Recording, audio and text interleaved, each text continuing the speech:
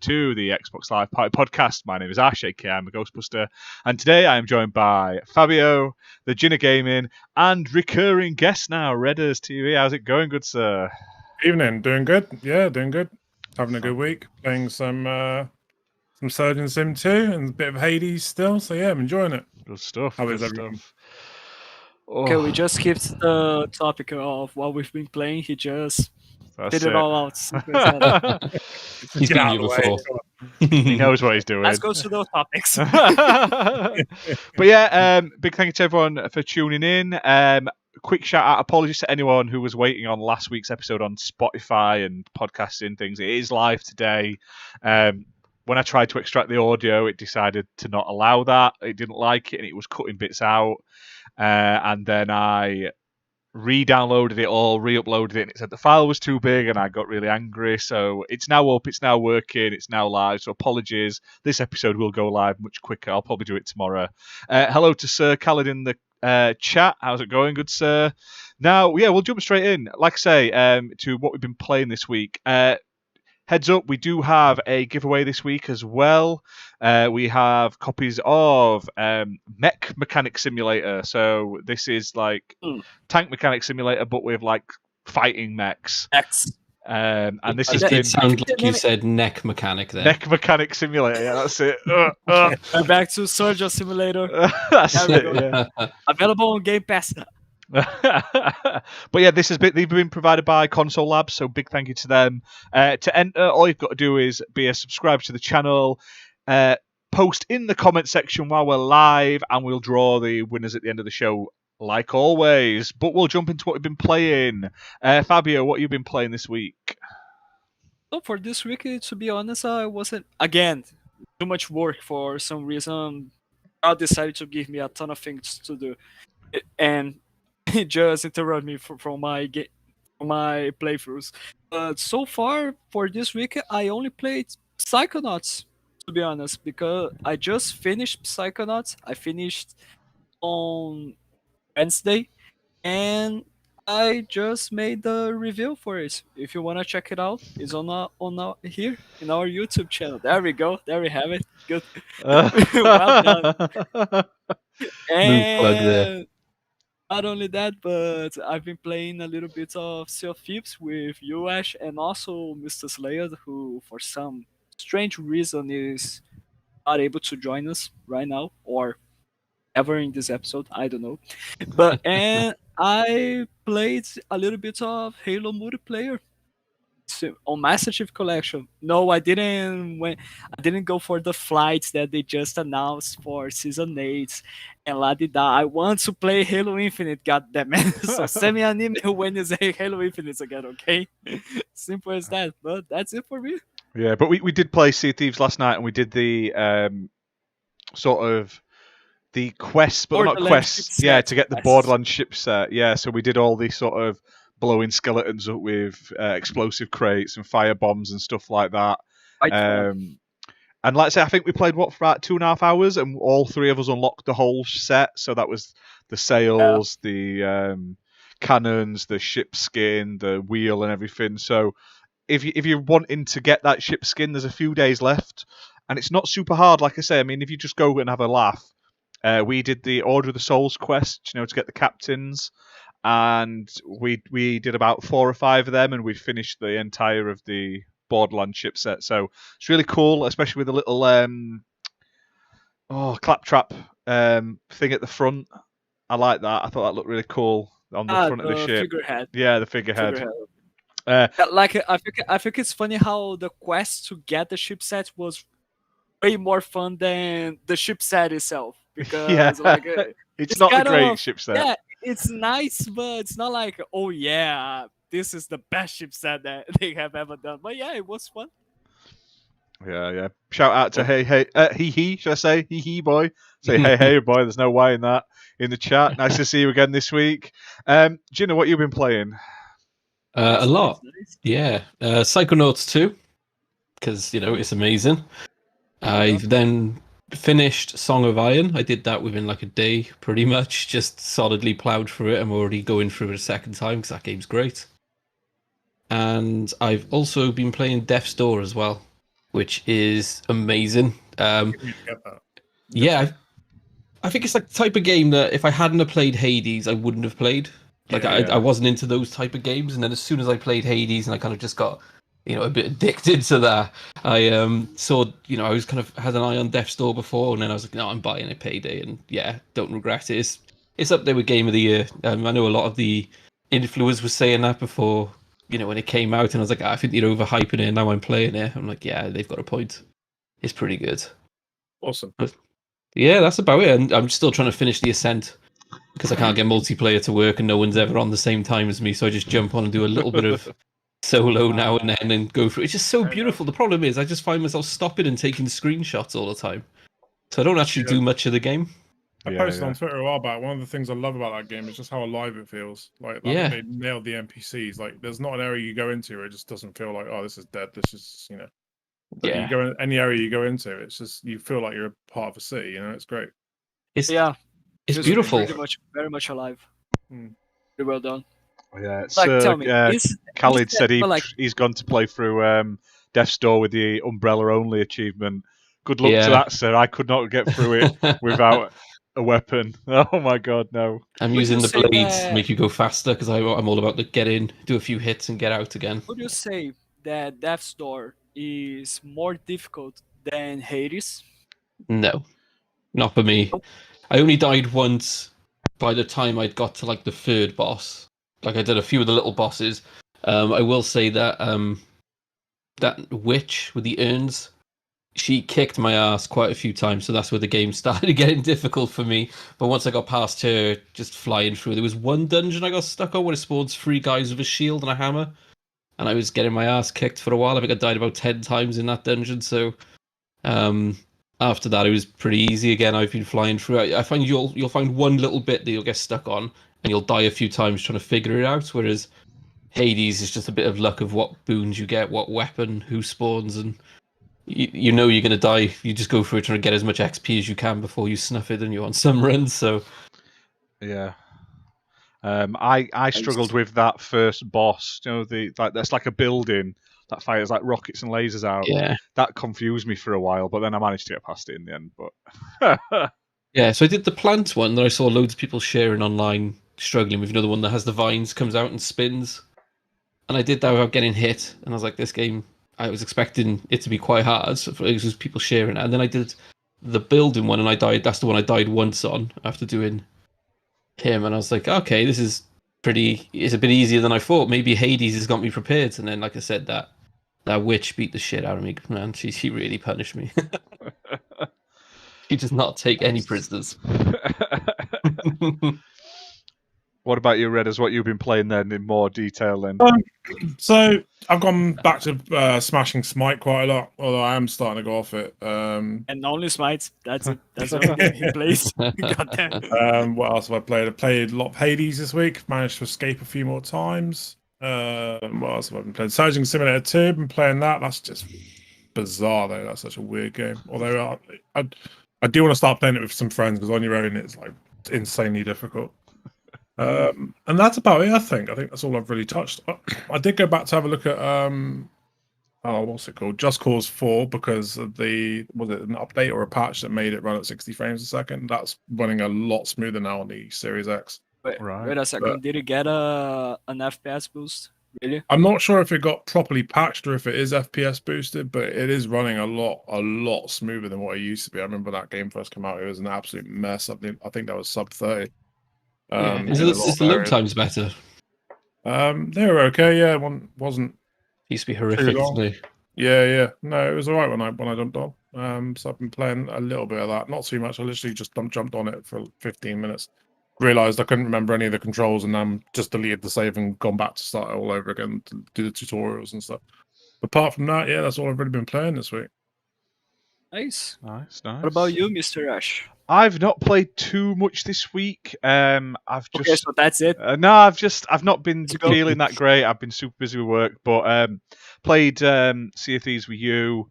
I've played a few little games. Like I've been playing through some sort of indie games for review. So I've been playing Double Pug Switch, which is like a constant running platformer where you have to jump and flick between two pugs in two different dimensions to progress through the level. It says it's such a weird little like cartoony 2D platformer, but I'll have a review out soon. I've played some Action Arcade Wrestling, which is like an indie wrestling game, and I used to love the old school wrestling games, so I was quite interested to play that, and that's not too bad. It's missing a lot of features and modes I'd like to see added in future, but the devs seem like committed to doing that, so I'm down for that. I played Papa's Quiz. It's like a weird quiz game. Everyone should play that. It's one of those games where you play it on your Xbox, but you can answer the questions on your phone, so everyone can join in. Oh, okay. Like a Jackbox. Yeah, like Jackbox, but imagine Jackbox, but weirder and with the weirdest voices in like known to man. Like one guy sounds like really Indian, and then one guy sounds like if it was like a computer was talking for an English person.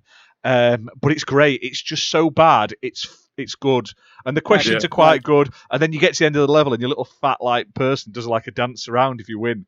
It's amazing. Explain to me, like, how does a person has a voice really indie? Explain this to me. It just sounds like. Try to. No, I'm not doing it. I'm not doing it because it'll sound extremely offensive. I need a demonstration now. No, I can't. But it's got like a very Indian twang to it, and it's great. I love it. You've got to play it. It was on sale a bit back. I think it might be on sale now. It was last week sale. Fantastic. I'm not doing an impression of it on here though. I've done enough terrible accents on here to offend people. Pretty sure that getting flagged on YouTube, isn't it? Yeah, that wouldn't surprise me. I'm gutted. I was told I wasn't allowed to do a bad Irish accent either a couple of weeks back. I had planned a right good intro and everything and jokes, but to do with the ginner and everything, and I wasn't even able to use them, and I'm gutted. You stopped it. Yeah. So my missus said, "Don't do that." I literally read it. I literally played it out, and she was like, "Don't do that." For the best, probably. I have some sense in this.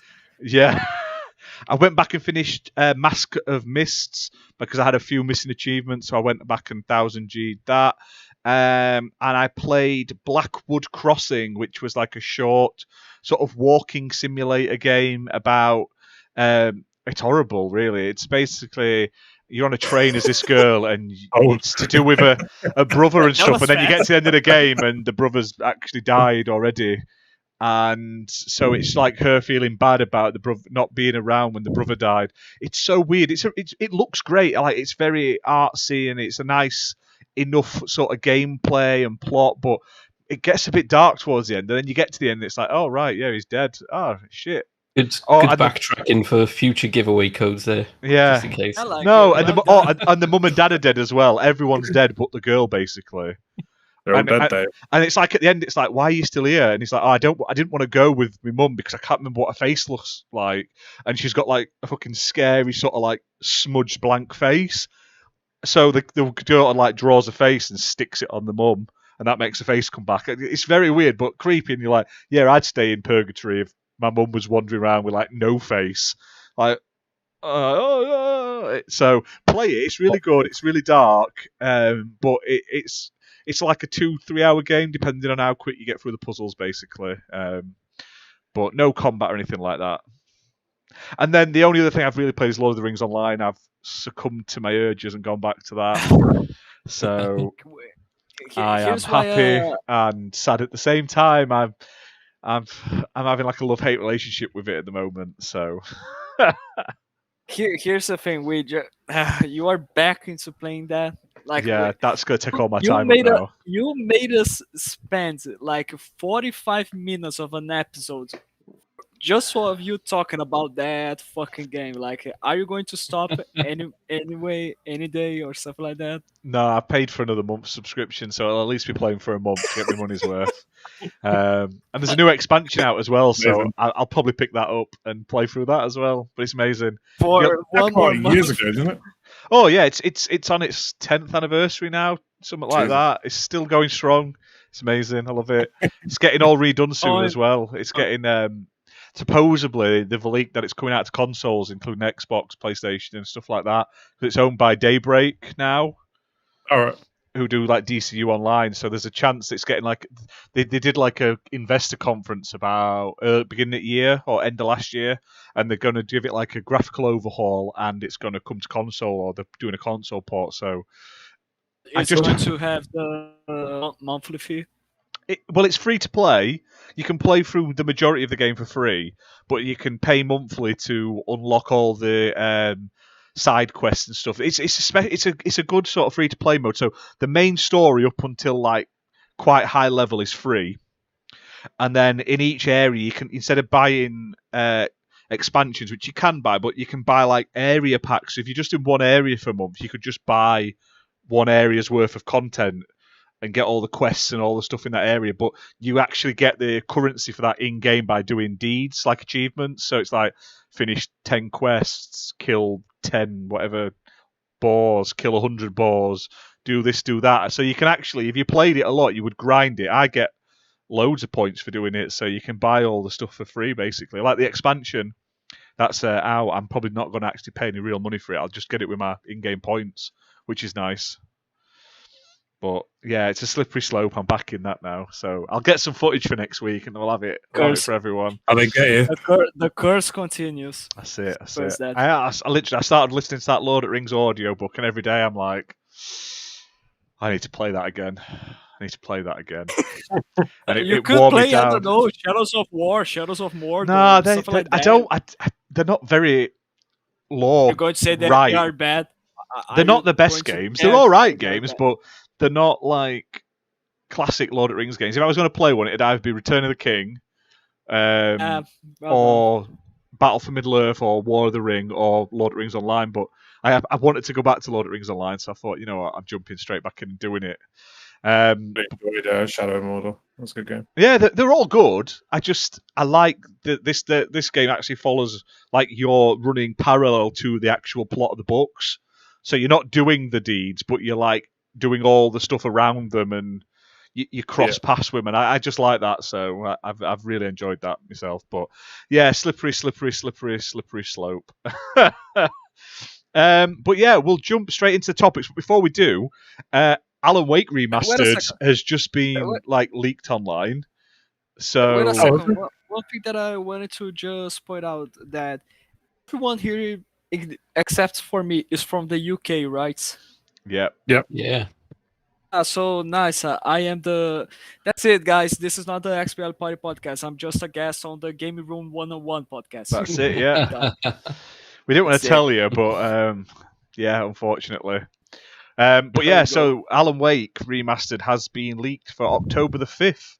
There's been a few stores by the looks posting it up online. Leaked on the Epic Games Store. No, not just Epic Games, an actual physical seller. It's a Japanese seller, though, but it's coming to PS4, PS5, and Xbox. But the PS4 and PS5 versions are separate because, obviously, the Xbox is going to have smart delivery for both versions, which we'll get to very soon. But I thought that was kind of ironic. But that's another game I'm going to have to sit and replay because it is one of the best 360 games. I heard they were making a Alan Wake 2 for PlayStation only, but I don't know if that was. I thought that was coming to Epic Store now because Remedy have signed a deal with Epic. So 3 games, isn't it? They've signed up for with Epic. That's the same tale with another game, isn't it? That was meant to be coming out as an exclusive. They've now been snapped up by Epic Store. I can't think what it is though. I'll come back to it. It'll come to me in a minute. Gone. But yeah, we are talking about anything else, like random topics. 1 hour of show, and then Red is going to be. Yeah, so game. I just remembered. Yeah, that's it. Right at the end, just as we ended. So we'll jump in with the first topic of the week. Basically, so they've announced the pre-orders and such things for the new Horizon game on PlayStation, and it's caused quite a commotion online. Is probably the best way to put it. It's bad when PlayStation fanboys have even been saying it's terrible. So basically, if you want a copy on PS4, there is no way to actually just upgrade that copy. The only way to get them both at a sort of slightly discounted price is to buy like the collector's edition, which includes both a separate PS4 and a separate PS5 version in the bundle. So if you buy a PS4 version at launch, if you want to play PS5 version later, you're going to have to go and buy another copy of that. The only way to get around that is go, well, I'm playing it on PS4 now, I may want to upgrade, so I'm going to have to buy this expensive edition just so I'm ready for it. And I think that's shocking. It's not even like a £10 upgrade. It's like no upgrade. Didn't they announce that the PS4 was going to be getting a free upgrade when they Yes. So now they're backtracked on that, and now they're charging for it. What a lovely company. Yeah. But it's terrible. Like I say, this is bad for all gaming. So shocking, Fabio just left. He's like, I'm not putting up with this shit. I'm gone. It's becoming a growing trend, isn't it, on PlayStation? And yet there's still people that are defending it. I don't understand it. I don't get why you would defend that. I mean, I get that, we've got to support the developers. Well, buy the game then at full retail. Don't wait for it to hit a bargain bin. Do you know what I mean? There's no reason to be charging these extra $10. People will buy your game regardless. There's been a few different takes from like the PlayStation ones online. My favourite is the ones who are going, well, you should just stop making PS4 games now. I have a PS5 and those peasants need to be left behind. It's like, yeah, because you 10 million people are definitely more important than the 120 million who've got PS4s. Yeah. Which is why they said they believe in generations, and now every single game announced for next year is coming cross-gen because they don't want to leave those people behind. The second That's another one was, isn't it? yeah, the second kind of camp was, well, EA and Activision do it and nobody calls them out. And it's like, if your defense is EA and Activision, you're fucked already. Like, if you're putting yourself... Sony have beaten them down that much that they're willing to put themselves at that level as a defense. EA have only just started doing it, though, haven't they? They allowed it last year for sports game. Yeah, the first FIFA and Madden they allowed it, and afterwards it's like, yeah, you got to pay. Okay. And then the other one, which I actually quite... Entitlement. Even though Xbox does it for free, which is great, and you get an Xbox One, an xCloud, a Series X, and a PC version for one price, because, apparently it's easy to do, is a group out there who wants just a simple, if you're going from PS4 to PS5, there should be a £10 fee for all games to support the devs. They're having record. They're owned by Sony. Sony's having record profits. You don't need to support those devs. They're well paid. But if you want to do that, and that's the stance you want, I kind of back those people. And it's even worse because the people doing that are the type that you normally don't back on Twitter. They're the voice of reason at the moment. So, your saltiest and stuff like that are the ones doing this. And, Woolly Gamer is massive on this at the moment. He's arguing with people who normally you see, they're all good friends. It's almost like a Sony civil war breaking out a week before... Like a week before their big press event, they're all arguing over how they should upgrade their games. It's so bizarre. Is it another stated delay, or is it like a proper press event? It's a state of play, but it's a proper... It's called a showcase. They've only done one this year, haven't they? Yeah, showcase. It's a proper PlayStation showcase. We'll talk about that later on, though, properly. But here's the thing, right? I was a PlayStation guy until the 360, and I don't understand why you would defend them in the current state that they're in. It's the same. Well, I suppose I can't really talk because I defended Xbox when all that shit happened in 2013. So, but it's hard to defend that kind of behavior from a company because it's very anti-consumer. Yeah, and it's like self-flagellation. You know what I mean? It's like, oh, Sony are good for us. Sony are good for us. It blows my mind why people defend it. Okay, I think it's really bizarre how they inverted the way they work. Like, Sony was so much more pro-consumer when the PS4 launched, and the Xbox One was that anti-consumer thing that Microsoft just released and fucked up everything. But now, inverted. Like, I think it's really bizarre. What happened? Here's the thing, though. I don't think Sony were ever pro-consumer. I think they just allowed Microsoft to jump first. Then they saw the reaction that Microsoft got and decided to go the other way.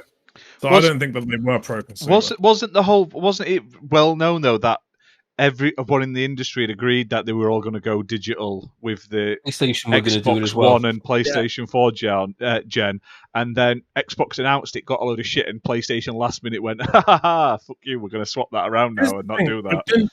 Which is great marketing. I don't blame them. It was such a good move. Xbox announced the DRM, and then I believe it was like the week that the PS4 came out, PlayStation changed their terms of service to allow them more DRM rights. I think it was something like they're allowed to cancel games and stuff, or dealers game. It was something changed in the terms of service a week before the PS4 launched. So they always had that intention. They just allowed Microsoft to go first.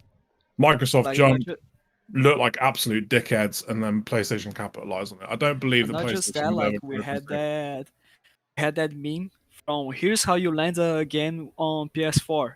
Yeah. And now here's how you amazing. update your games on the Series X. Yeah.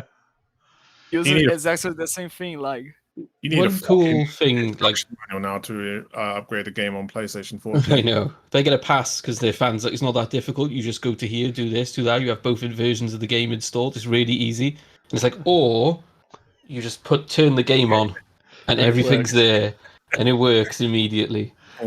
yeah. But no, it's I think one of the, like you were saying, one of the cool things Xbox wanted to try when they did the DRM was there was like one thing I didn't like. They were going to charge £10 when they for pre-owned games. That was the idea, so developers didn't get cut out. Good for developers, bad for us. I don't like that.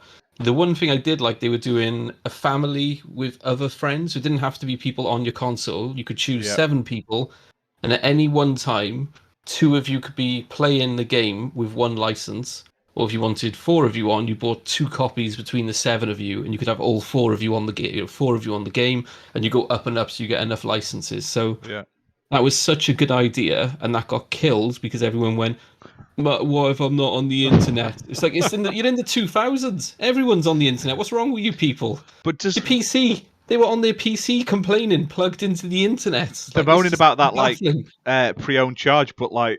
Does anyone not remember the PlayStation 3, Xbox 360 era where there was you had to get that bit of paper in your your game to be able to play online, or if you didn't get it, if you bought it second hand, if you weren't lucky, if like someone had used the code in the packet, you had to go and buy an upgrade for it, and that I hated. But I understand. Do you know what? I kind of got. Well, I don't get it because if they can't make it with that budget, then they shouldn't have made the game. But I understand how it combats used sales, because used sales, secondhand sales, apologies to people that do buy secondhand and used, they don't help developers at all. The only people they help are the used game sellers. The developer gets nothing from used games. So I would rather they only be new and digital, because then the developers get much more of the money. Used games is great for those who can't afford it, and I understand it is, but when you're like complaining about what Xbox is doing, and then you're like, well, I'm going to trade in my games, my PlayStation 5 games, to buy another, you're not helping that developer. You're cutting that developer out of all that money then. So you're just talking shit. You can't have it both ways. Do you know what I mean? So when people say buy physical, support the dev, a physical copy of the game, say of Xbox, Microsoft takes 20%, the store takes 20%. 60% goes to the dev. Oh, sorry, the publisher. Publisher then pays the dev however much they want. But they have overheads coming out of that, like producing the game, putting it on a disc, making the plastic, shipping it across the planet. When you do digital, there's no 20% from a retailer, but Microsoft instead takes 30%. So the publisher gets 70% of the sale of the game. But then there's no overheads in terms of producing the plastic, shipping it around the world. So buying digital, you actually give more money to them. Yep.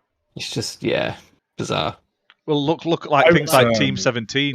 All their games are now digital. You rarely see a Team 17 game physical anymore, because, I mean, I spoke to them when it was early 360 era. I went for a trip round, and they said that the digital is just the way to go. And like, as you can see now, it's pretty much all digital. There's very, very, very few Team 17 games that ever get physical releases, and they're only the big hitting ones that have massive player bases. Anyway, it was a matter of convenience for me, because I used to be adamant that I would never go digital. I always liked having a collection on the shelves. You know, I had like 250 games at one point just sitting there, and I remember sitting here looking over them one day. I thought, I'm never going to play half of these. Like they're just never going to get used. So I ended up trading them all in, and then the games I did want to play, I just ended up buying digital. Yeah. And it's easier, you know. You don't have to worry about getting the disc out. You haven't got to worry about losing the fucking disc, or you know, not just losing the disc, but taking care of the disc so it doesn't get dirt or have any scratches on it. Because I had a disc from Mortal Kombat 10 that I just lost because of dirt for some reason that just showed up there. Since then, I just bought digital games. digital was definitely My the life is future. You way know, easier. I think we will get to a point where it is digital only. I think they will Next eventually. generation, I think. I honestly Yeah. don't see another full gen. This gen is Physical going to will get soon become the extended. minority. This is the weird gen because it's starting to blur the lines between actual needed generations now with the type of systems we're getting. But I honestly think going forward, it's got to be fully digital. I mean, half the games on the Switch that they sell plastic cases for don't actually have the game in. I was in a shop earlier and I was looking at a game for Switch and I looked on the back and it was like digital code only. I'm like, why am I buying this bit of plastic? I may as well just go home and buy it on the Switch and download it myself. Why am I paying someone else for a bit of plastic that I don't actually? It's gonna have nothing in it. Like, it's a weird time to be in gaming in it because like PC games aren't really pushing the envelope any further graphically to warrant, you know, technological need for advancement in that. So the space I believe like the difference between PC gaming and console gaming is becoming so close now that there is no real need to have, you know, a next gen system. They are ridiculously close. Yeah, I agree. And they got technologies now that are coming out that are making consoles catch up to PC, whether it's, you know, NVIDIA and there is it DLSS or something. Yeah. like one thing that I wanted to say, going back to what Gina said before, by that thing related to the connection with internet that people were complaining, that he thought it was a good idea from that family related stuff. Like, here's the thing: it could have been a good idea, maybe was a good idea, interesting at the most, but like the messenger was what screwed up everything because like Dome Metric just fucked it up everything for You just talked about TV. Xbox presentation. You can be not just that, but like when people asked like, what if I don't want to be connected with the internet? He just answered, well, we got a device for that. It's called the Xbox 360. Oh yeah, I remember So, like, that. Yeah. just And that wasn't that the military as well. They were saying, what making about soldiers Xbox abroad who don't get reputation internet? way worse. Like, so yeah, Microsoft got themselves into this. Do you because think of Dome that Metric. weirdly? Do you think if they hadn't have spent that whole E3 talking about football TV? live and TV and stuff, and they just covered the games and then said, it's digital only, do you think there'd have been much of a problem, or do you think it was because they were trying to force your TV at the same time? If they'd have just focused the games, the pill would have been easier to swallow, I think. If they'd have gone with the 7 people can share games between them for the cost of one purchase, people would have been all over it. And then if they found out a few days later, actually you always need to be plugged into the internet for this to work, people would have gone, oh, it's a bargain. I'm always plugged to the internet anyway. You're like, you know, since the OG Xbox, I've been playing Halo 2. When would I not be on the internet? People would have been happy. But it's just the way they went with it about they ballsed it up big style. Yeah. Big shout out to Stubbs Gaming and Green Pass Gaming in the comments as well. Thanks for joining us, gents. Good to see you here. Green Pass Gaming do a Sunday podcast, so make sure you check them out on YouTube, just Green Pass Gaming. They'll be on tomorrow, I believe. I can't remember what time they start though, so apologies, lads. If you put in the comments, I'll shout out as well. To be fair, having just going back, having Domatric come out on stage and start dropping PR bombs, like, you know, he means fucking business, didn't exactly help. I mean, coming out and saying shit like, "Oh, we have a console for people that can't connect to the internet. It's called the Xbox 360." Like, what the fuck is that dude thinking? You know what I mean? Pardon my French, but he single-handedly tanked Xbox, I believe, at that press conference. Yeah. And then the fake narrative didn't help it for like the full generation. People still thought it was. Some people thought it was like DRM, full digital only, and it's like, how thick are you? Open your eyes. It was just explained really fucking poorly. Yeah, it was, wasn't it? That's the thing. It was dreadful. But 8 p.m. same as us. 8 p.m. British summertime. Green Pass Gaming shows on tomorrow. So make sure you check them guys out. Exactly. Going slightly back on topic, one thing I want to say about this whole digital pay-in to transfer fee thing, and the bit that I don't get, is I know some people want to pay that 10 or 20 quid to upgrade to the next gen because they feel they're supporting the devs. That's fine. But one of the arguments I had online with somebody, because I like just arguing, was they were saying that it's really difficult to make a PS4 game and a PS5 game. It's like super hard. And like I said to them, okay, so you have to develop completely different versions. And they were like, yes. I said, so when you make a PC game, do you not have to take into account people with SSDs, normal hard drives, shit graphic cards, amazing graphic cards that'll support ray tracing, different textures, Basically, you're making the biggest spectrum possible of variations and you cover it. But you're saying making two set hardware capabilities is harder than that. And the person was literally like, yeah, it's really hard. And I went, okay. So when they announced God of War was a next-gen exclusive, and then within a couple of months before it was supposed to launch, say, actually, we're going to do it on both gens, did they manage to make that PS4 version within 3 months, or were they always lying to you? Or is it easier than they're saying and it doesn't actually justify this 20 quid?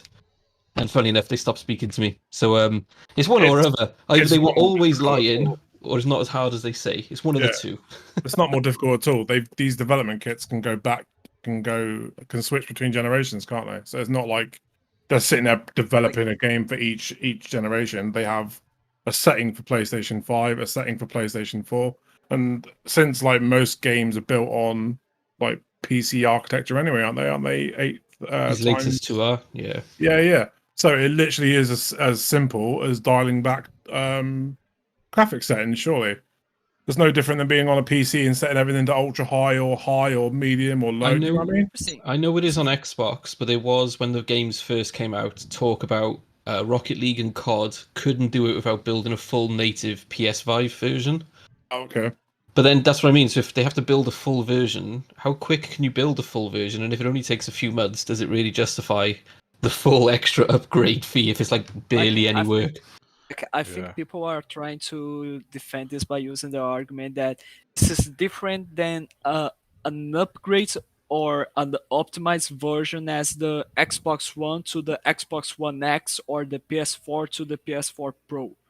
Like, since it's the PS4 to the PS5 is going to be a lot, way more different than that. Like, I don't know. I just maybe that's the way they're trying to defend. I don't know. I just think the PS5 is a very confused console. I think with the Series X and Series S, I think Microsoft knew exactly what they wanted to do. They wanted to support back compat. They wanted to support games going forward, and they built the system around that. I think PlayStation, they don't know what they want to do. I honestly think that's the impression that I get. You got what's his name, Lion Jim Ryan, saying, "Oh, we believe in generations," and then suddenly games are coming out on PS4 as well. Yeah. So I just think it's a very confused system. Here's the thing.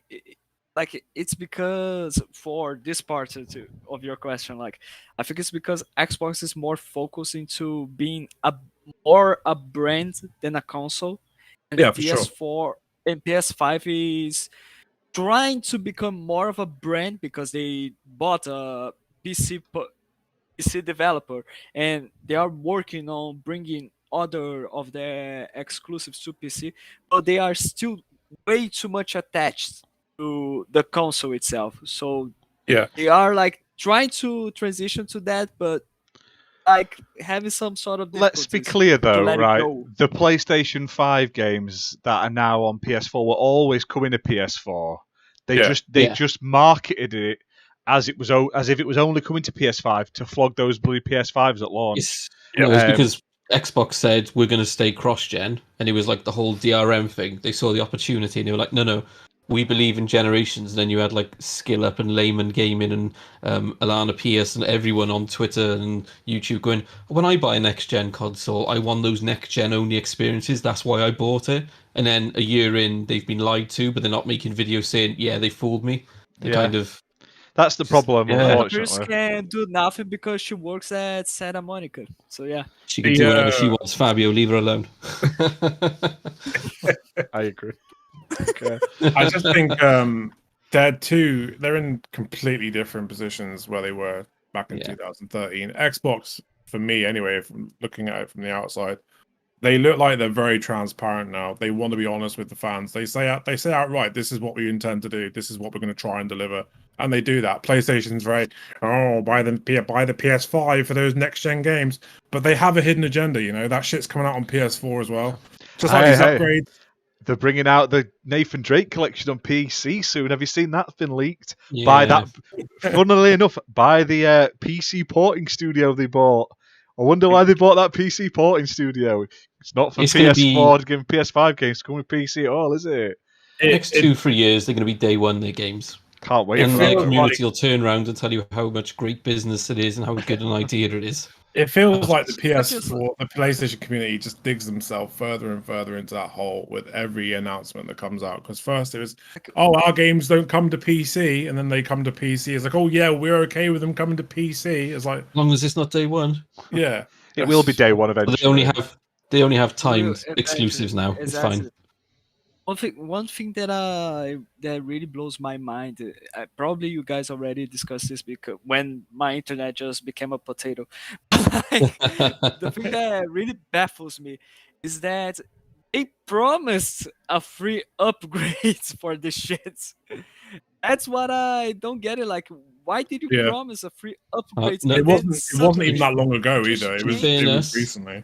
In fairness, he didn't. They've gone through it with a fine-tooth comb. I don't know if you've checked on the internet, and they're saying that earlier on he mentions Horizon when he talks about free upgrades, and he says these free launch games and calls it a launch game, but it got delayed. And then later on, he says the launch games will have free versions. Now, technically, Horizon is no longer a launch game. It's not in that first-year launch window, so technically he wasn't talking about it. Gets a pass on a technicality. It really does. That's what it's come to. Yeah. So we can now expect this to happen with God of War, Ragnarok, and Gran Turismo. Yeah, of course it is. Yeah. That's it. Yeah. There we go. Now, I honestly wouldn't be surprised if we saw Ratchet and Clank on PS4 by next year. One thing I need to, speaking of, one thing we do need to praise the PS5 about is that portals in games and lip syncing is only possible now because of that SSD. You know, there was never lip syncing in games like Resi 4 on the GameCube, and there was never portals in games like Prey or Portal. You mean that super fast SSD that's been slowed? That's been shown to be slower than the Xbox Series S's in a lot of games. If you want to use it to transfer, if you want to transfer data from the internal SSD to any SSD that you plug in, it caps it at 200 megabytes a second, whereas the Xbox one is 1.7 gig. So this thing that they're like, oh, it's so fast, I'm getting much more use as future-proof. It's like, yeah, not if you want to use it what it's for. When your data's full and you need to move it between one of them, it's capped. You're moving it slower. You're like, yes, you've bought something that's faster and more performance, but what are you using it for? To store and play games. In that case, it's worse because they've capped the speed on it. Just my opinion, you know? Jesus Christ. It's really bizarre. Like, it's kind of confusing. Why is Sony doing this? Why are they using that approach? And why are people okay with this? Money. Yeah, but why is everyone? Why are fanboys okay with They've convinced fanboys that paying more money is better. Yeah, it's better for the industry. Like that guy I was talking to the other day that I sent you the thing of Ash, where he said, "Oh, if you want steak and lobster, expect steak and lobster prices." So I said to him, "Do you think Sony would intentionally make worse games for 60 quid instead of 70?" And he's like, "No, of course they wouldn't." I said, "Oh, so they're just charging you for more for the sake they can get away with it. They're not giving you more quality then for that extra tenner." And then he kind of didn't know what to go from there. Yeah. And for some reason, he stopped replying to you, right? It's funny how that. Yeah. I am going to say, though, really I will be getting a PS5 next year, so I'm just as bad as them, and I'm a shill, okay? No, don't say that. Like, the thing is, that's okay, though. It's okay to own both. The games are going to be awesome. I'll be buying pre-owned, though. Fuck the devs. I'm not paying 70 quid. I'm out. That's where I draw the line. There was no reason for a price increase. If they could justify, if they weren't having record profits, and they were like, look, it's getting more expensive. We're running, we're going to get to a stage soon where something has to fundamentally change or be cut back. I'm on board. But when you're giving me the same games for more money, I'm out. As long as you've got Xbox that are doing smart delivery and giving you the shit for free, they will never be able to justify it on PlayStation. It's just not going to happen. You can't justify it. Yeah, so this is why it's bizarre, the situation where PlayStation is in it right now, because the games are awesome and are going to be awesome. That's a fact. There's no denial here, at least in my opinion. I think they are all going to be fucking awesome and huge. But like, the approach is totally wrong, to be honest. Simple as that. Yeah. It's all wrong. There should be no money. It shouldn't be any higher. Can you imagine Microsoft unveiled this upgrade path that they've just done for Horizon and then didn't respond? If Phil Spencer, Aaron Greenberg, and that, when people were commenting, asking them, and they just blanked them, there would be uproar. Because Sony do it, and they're reps, like there's people commenting in there, and he's just ignoring them. They don't give a shit. Nobody says anything. There's nothing on news, like games articles, nothing. But if it was the other way around, my God, they'd be having a field day. It's always been cool to hate on Xbox. That's the problem with Xbox.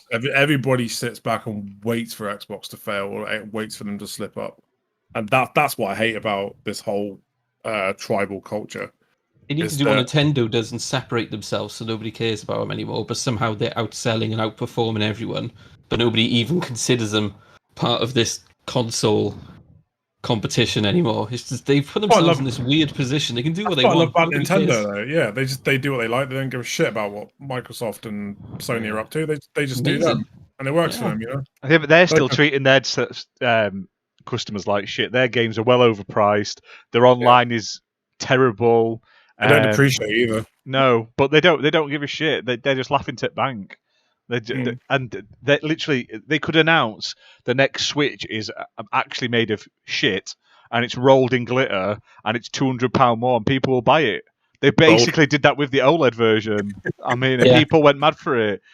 All those announcements about the Switch Pro, none of it's true. Dreamcast guy and Boogie, but just a different screen. Yeah, I was saying Dreamcast guy and Boogie both said on one of their videos, this is the same one with just a slightly nicer screen. I've already got two, and I don't play them anymore. I'll still get it. And both of them, without breaking stride, both said they don't play their Switch. They own multiple versions, but they're both going to buy it. And they're selling them at profits, aren't they, as well? So, yeah. Crazy. Well, we'll jump into the next topic, because we could be here all day saying how shit the practices and the bullshit from executives are. There's been a couple of... Sorry, go on. No, go on. What were you going to say before we... I said I have a very odd tendency to go completely off topic. I'll just stay there. You're in the right place. Wait a second. You're kidding, right? Like, this is the XBL Party Podcast. We always go off topic. But yeah, so there's two upcoming game shows. It's raining right now. So there's two upcoming game shows. There's the Tokyo Game Show, which is September 30th to October 3rd. Now, that's going to have 44 presentations, including a 50-minute Xbox presentation planned for September 30th at 6 p.m. Japan Standard Time, which is 5 a.m. Eastern Time, 10 a.m. British Time, BST. Now, it says... The description is jump in and join Xbox as we bring our gaming ecosystem gaming to the world. We have some exclusive news and content to share, and Tokyo Game Show 2021 is our stage. Now, everyone went a bit mad on this, thinking they were going to be announcing loads of cool stuff. All Greenberg's Sega come acquisition. out. Yeah, Sega acquisition. Persona fucking 12 is now Xbox exclusive, all that sort of shit. Konami confirmed. Yeah, well done. What? Konami's been bought by Xbox and abandons now Silent Hill, but they're bringing it to Xbox instead of PlayStation. And really, it's only Kojima. If Hassan comes. Yeah, only if Hassan. We don't want Kojima. Hassan's the brain of it all. Are you saying that Silent Hill abandoned PlayStation? Is that it? Do you know what? We could all be eating crow next week if they actually announce Silent Hill next week at this PlayStation showcase. I hope they do, because the last one sold like 1 million. So there's going to be all of them saying how they bought this new one, and only 1% of them is going to be telling the truth. Yeah. They're not showing off anything new, are they? Xbox. Here's the thing. Well, Sony said manage your expectations. They announced Perfect Dark, Avowed, and something else. The time before that, he said they unveiled the Xbox at the Game Awards. So Yeah. You think they've Aaron, secretly gone off and bought loads of Japanese JRPG developers, and they're going to show off? Yeah, No, I think there'll be think Game Pass that- announcements. Exactly. Type of I announcements think I that like. we are going to have a classical JRPG franchise coming to Game Pass. To be honest, Persona could be a good announcement at the Japan the Tokyo yeah, Game it would Show. be totally worth it if there was just, Persona is going to be on Game Pass and that's it. I'm okay with that. I don't care. Right now, I don't think that this event is the event for you to say that, we acquired a Japanese studio. Like, I don't think there will be. I think if it's going to be when it says exclusive news, it's probably like an announcement or two of like more Japanese focused games coming to Xbox. I don't think there'll be anything. Well, yeah, I never know. I could be totally wrong. They could announce a brand new Yakuza only on Xbox, like permanently. I doubt it, but you never know with Xbox. But I must the admit, lead let's guy not of that hype just it. gone to Tencent. oh, they're trying to get the guy to go to Tencent, aren't they? Yeah. Yeah. like let's just not hype this event by No. thinking that it's going to be, oh my god, it's going to be the I think Xbox Events. shot themselves in the foot a bit, really, because like they had that big Bethesda announcement acquisition, and then they had a blinding E3 this year. I feel like people are so hyped now to see something big that when they go into these showcases and it's something like we just seen at Gamescom, people are like it's just they're not able here's to the thing. carry. They're not able to here's the carry thing. that same Can energy. But here's the thing, Redders. Can you blame us for this? Because like, imagine We've had it shit for so long. no, you just started your week. War was Sunday, and then Monday starts. Just woke up, and you see a little post from Phil Spencer by saying that Bethesda joins Team Xbox, That was like a good out day. of nowhere. Like, so what are you going to think? People after that, people are always thinking that Monday is the day where Xbox announces new acquisitions, and that's it. Well, last year they did announce People like are they going to announced overhype it. the Japan content for Flight Sim. Like that was the announcement. We're bringing like all those landmarks around Japan to Flight Sim, and they announced some Minecraft stuff because Minecraft's massive in Japan. Like it's huge, and Is it? yeah, it's fucking massive in Japan, mate. Honestly, and they announced an Xbox mascot that's like an anime girl as well, but. Who knows? Fair play. I see more and more like Japanese gamers posting they're buying Xboxes, which is fantastic. I mean, it's Me too. probably a That's it. drop in the Insider- bucket when you think. Insider Ash just said that Xbox acquired Sega and Capcom at the same time, and the they are same going time. to make a fusion of those two studios. Yeah, it's going to be a Silent Hill Sonic crossover. It's amazing. I saw Jesus Christ! I saw some Japanese gamer girl posting a picture of a Series S, and then she had a video turning around, and she had like 6 or 7 different Nintendo consoles and handhelds, a PlayStation, and then a Series X, and she was playing Rise: Son of Rome on Game Pass. Amazing. I love It's like, it. the things I thought I would never see in my lifetime. Some Japanese people with Yeah. their Xboxes playing Rise. Yeah, and they all say how cute it looks. I love the adverts are literally about how cute it looks, and I think that's great. But fair play to Xbox, they're being Billy Big Balls again by going like first, not first day. I don't know if this is just because Microsoft are just bullish and they always want to go first, but they always seem to go on the first day of like all these shows to like just slap it down, and I don't know why, but I'm ready for it. And like I say, I hope there's something announced. But yeah, Stubbs, I do agree. Like Xbox right now is nothing in Japan, but like we are like still glad that there are It's now not people, the way bad more people right now that are enjoying Xbox than before. It continues to be way less popular than PlayStation and Nintendo, but like it's something. It can be like, oh yeah, just a 2% increase. Yeah, but it is something. It is better than 1 or 0. Like, Well, here's the it's thing. already selling better than the last generation did. Massively. They're aiming Yeah, it but in all that's the not- right things. but that's- xCloud here's is where the it's thing. going to be. But here's the thing. That's not just only in Japan. It's worldwide. That the sales are better than last generation. Yeah, God but damn. like I say, they've put more focus into Xbox. You see a lot more advertising in it of Xbox in Japan. They're pushing xCloud and stuff like that. That's where xCloud's going to shine. Big Yeah. shout out to Vlad Slaven in chat. He's put at least Xbox I'm is doing selling a good. little in Japan now. Exactly. Every little step is good. Every little baby step matters. So we can't complain about that. Can be. Box It is about better to their, be a. It is better to be a nothing plus 2 than a nothing plus 0. That's it. Yeah, exactly. And like Ash is just so focused into responding the chats that Yeah, sorry, I was just he replied. went quiet.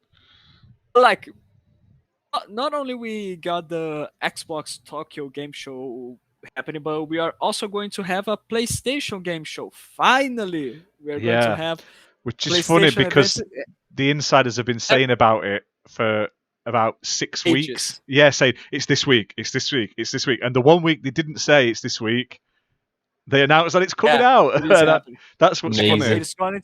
It is going to happen next week on Thursday, right? September the 9th. So Yeah. next Thursday. Yeah. So we may Thursday. be able to actually talk about it next week. It's at 1 p.m. Pacific, 9 p.m. BST, and it just says PlayStation Showcase. It's got some weird sort of glittery, sort of like diamanty sort of logo. It's a very weird thing. Like out of all diamonds People on the are- logo, it's very People odd. are speculating it's to do with the latest James Bond game, and they're going to announce it as an exclusive Like- because that's all about diamonds and shit, isn't like it? PlayStation. Is it? Oh, well. PlayStation also just made an info saying got a sneak peek at the future of PS5 with updates from PlayStation Studios and industry-leading devs. Hope to see you there, and it's going to be 40 minutes. Yeah. Yeah, Show. bring So, you like, one. 40 minutes. Here's what And I And they think, won't yeah. show 40 PSVR minutes. 2, they've announced. There's no PSVR 2. What I think. Here's what I think. Do you think that this event is going to happen some sort of we are acquiring a studio or something like that? You think they are going to share something? Maybe a little studio or something like that. Bluepoint. It could be a bigger one, but like yeah, They've already we hope leaked so. it by accident. They're probably saving it for this. Yeah, this would be awesome. Like, oh yeah, we are acquiring Blue Points. That would be nice, in my opinion, to be honest. But If what do you think? Like 40 minutes, is that enough to show and share more of your work from your first party studios? with Bluepoint, I think it's a weird acquisition if nobody else is going in for them. Like, because they only seem to make PlayStation remakes anyway. Yeah, but here's the thing. It's that- consolidating, it's not expanded. So if you don't, Here's if the you know someone else is going for them, snap them up. If they're not, go for someone else. That's the same case with Playground Games. They never done anything besides Forza and Xbox. That's the same thing. Like, so I think Blue Points Hey, they're will be good. Fable. I'm really looking forward to seeing what they do with Fable. Yeah. They create some No. beautiful world. I'm just saying that before Playground Games was acquired by Microsoft, Oh, right, got you. they they have never done anything besides Forza for Xbox. They only worked for Xbox exclusives and for Forza Horizon. That's it. And then Xbox acquired it, and none of us were like, why would you acquire this if you only worked with Xbox and that's it? It's like, The reason for acquiring them is they wanted to give them Fable and expand them, but you don't want to just chuck money and expand Maybe them and then that- someone else buy them. Whereas maybe. if a Sony going to buy Bluepoint and expand them to make original IP, no, they're probably going to expand them and do more remakes or remasters. Yeah. Because they're selling. I People are buying like them. I like Bluepoint. They've done all right games, but it doesn't interest me because they're just remaking the same shit over and over. And for me, I want to But play they are- new games or new experiences. I don't want to play remakes of the same old game. Like when you look at what Bluepoint have done, they did make an Xbox game or two actually. They did Metal Gear Solid HD Collection, which was all right, except the PlayStation version. The PlayStation version was the only one that got Metal Gear Solid 1. And they did the port of Titanfall for Xbox 360. Yeah. But every other game they've done has been either a remake, because they did God of War Collection, Ico and Shadow of the Colossus Collection, PlayStation All-Stars Battle Royale port, Nathan Drake Collection, Gravity Rush Remastered, then Shadow of the Colossus and Demon Souls. So they've technically made two Shadow of the Colossus remakes in So, the short period Stubbs of is time. Stubbs is saying that Blue Points would be a terrible studio to acquire. Would you say that? I think it's okay because the way that they made Demon Souls, I think it's like okay, you can revive a game series somehow. Like imagine bringing back some classic PS1 games, but totally remade from the ground up for the next gen. I think that's where we could have some nice potential with Blue Studios. What do you think? I have a just feeling PlayStation are going to come out and show off a Sunset Overdrive 2 this, yeah. as a big fuck you to Xbox. I think that's what's Yeah, going to happen. and Stubbs also said that, and yeah, I do agree with you, Stubbs, in this way. Insomniac Xbox biggest mistake letting them get in away. Yeah, Yeah. Xbox fucked up there. Yeah. Oh, they did because Insomniac made good Just games. trademarked, didn't it? Sony have just trademarked Sunset Overdrive, so it wouldn't be a shock to see them come out at this Well, Tokyo show. they did have to trademark it because they technically own it as such. Yeah. But Microsoft it's weird. Microsoft, I believe, own the publishing rights to the original. So if they do anything with the original, Microsoft have to approve it. With the second one, they're free to do what they want. But I honestly think they'll just come out and show off a second one. What do you think? That is coming. Are they going to show Alan Wake off as well next week? Because that's obviously coming out. It's been leaked. Do you think they'll announce it as like and make a big thing about it next week at the PlayStation show? Like, ha ha ha, we've got Alan Wake, which is a bit weird because it's just a remaster. But it wouldn't surprise me if they put it out there to be like, haha, we got another Xbox game. But would you say that it is a PlayStation exclusive? No, What? It'll be timed at No, most. the Alan Wake. Yeah, no, the Alan Wake is coming out. It's coming out to Alan Wake 1 is remaster's coming to all consoles same day, but there's nothing to say they couldn't show it at the PlayStation showcase. Is what I'm saying. The fact that it's been leaked now, it means it's getting posted somewhere. We'll be talking about it soon. So there's rumors going around that the Alan Wake 2 is going to be a PlayStation exclusive, isn't there? Yeah, or Epic Store exclusive. Like for people to be bragging about saying, "Ha ha ha, we got an Xbox game," like. It's not exclusive, so it used to be though. Xbox. That's Xbox's other big mistake, letting that fucking series go. Because the first one was an amazing game. Why Xbox fucked up with Remedy? I feel Xbox could have acquired Remedy years ago, and I think there's probably been talks with Remedy years ago about it, and they just never did. And what a mistake! Because Remedy. They're not the best company ever, but they've pumped out some decent games. I mean, Control is decent, Quantum Break's decent, Alan Wake is phenomenal. I mean, I would have loved to have be seen honest, it. I think that the order from the best to the not that best, in my opinion, is Alan Wake, Quantum Break, and Control, because like Quantum Break is so good in everything. The only thing that I really hate in Quantum Break is the final boss battle. That fight is really shit. Hard, yeah. I didn't find it super hard. I found it just good, stupidly let down. Once you know the pattern it does, because there's a pattern, as soon as you know that, you just go bum bum doom, hit him 3 times, and the last boss is over.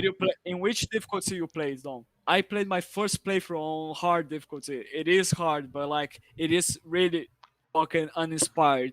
It's really fucking shit. So that's my only letdown with the game.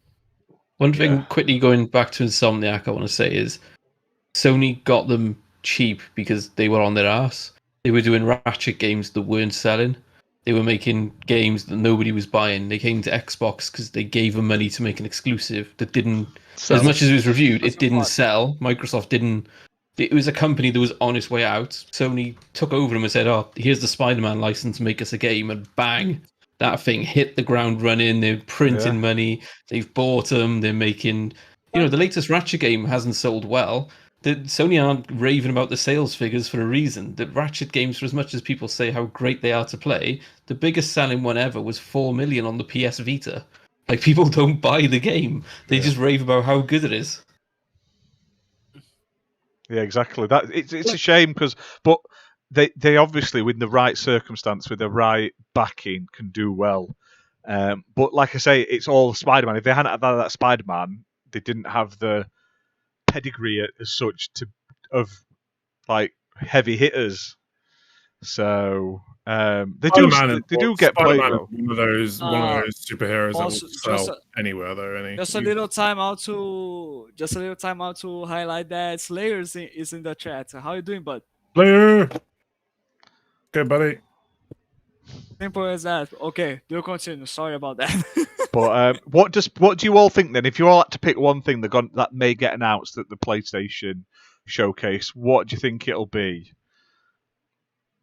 I think they need to announce or a brand new IP from their studios, like maybe Housemark Studios that they just acquired, or maybe they should announce a studio acquisition. It can be Bluepoint, it can be anyone, but just announce something, because I really hope that they are not going to say this is the PlayStation Game Showcase for 2021 and we are only going to talk about updates for the games you already knew are going to be released.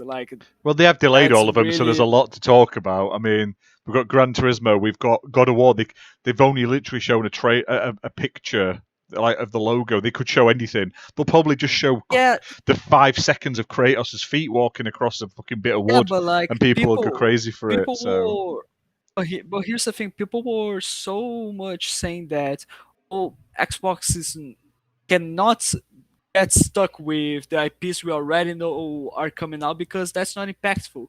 It needs to generate any sort of impact in the event. So Why can PlayStation just show exactly the same thing we already know is coming out? It can be a new gameplay.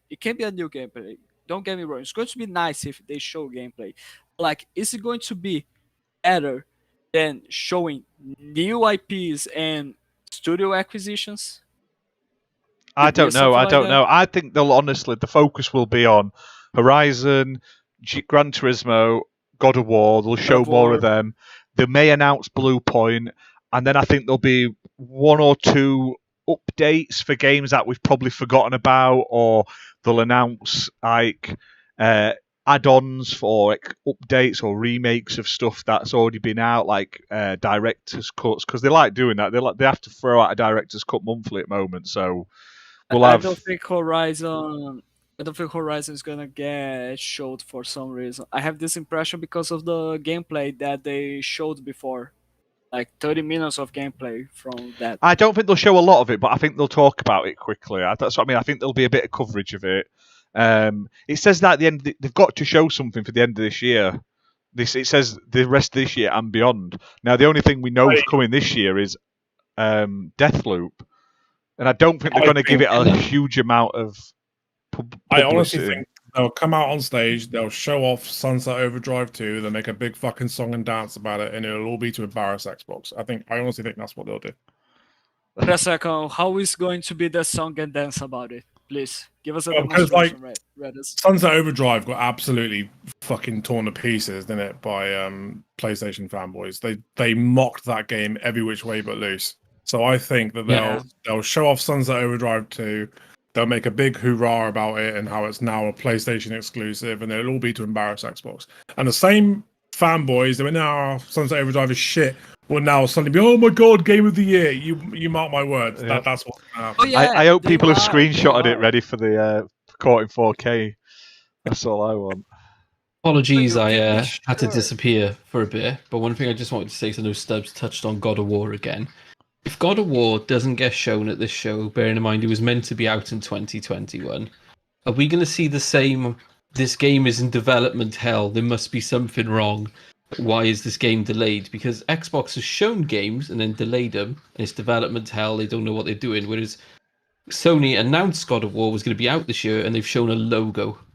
And that's all they've shown for a game that's supposed to be out. It's being delayed to really give it that polish.